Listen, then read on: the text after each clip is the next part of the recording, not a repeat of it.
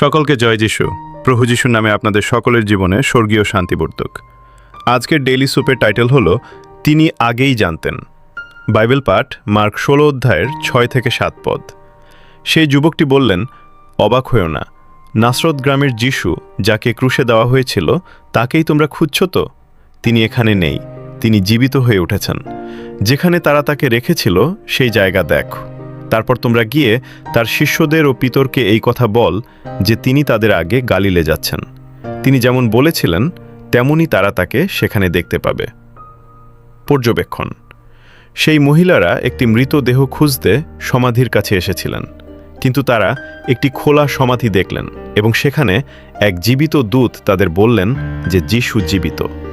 তারা এসেছিলেন একটি মৃতদেহে সুগন্ধি মাখাতে, কিন্তু তারা ফিরে গেলেন একটি সুসংবাদ নিয়ে। তাদের বলা হলো শিষ্যদের এবং বিশেষ করে পিতরকে মনে করিয়ে দিতে যে যিশু ঠিক সেই কাজই করবেন যা তিনি আগে বলেছিলেন। প্রয়োগ: যিশু আমাকে যা বলেছেন তা মনে রাখা আমার জন্য খুবই গুরুত্বপূর্ণ। অনেক সময় আমি তা ভুলে যাই। তখন যিশু অন্য মানুষদের আমার জীবনে পাঠান যেন তারা আমাকে তার কথাগুলো মনে করিয়ে দেয়। কিন্তু যিশু আগেই জানতেন যে আমি ভুলে যেতে পারি, তাই তিনি পবিত্র আত্মাকে পাঠিয়েছেন যিনি আমার ভিতরে বাস করেন। তিনি সব সময় আমার কাছে আছেন এবং তিনি আমার সাথে কথা বলেন। তিনি আমাকে যিশুর কথাগুলো মনে করিয়ে দেন এবং সত্যের পথে পরিচালিত করেন।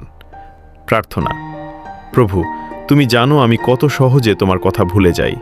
তোমার বাক্যের জন্য ধন্যবাদ, পবিত্র আত্মার জন্য ধন্যবাদ এবং সেই সব মানুষের জন্য ধন্যবাদ যাদের মাধ্যমে তুমি আমাকে তোমার কথাগুলো মনে করিয়ে দাও। আমেন।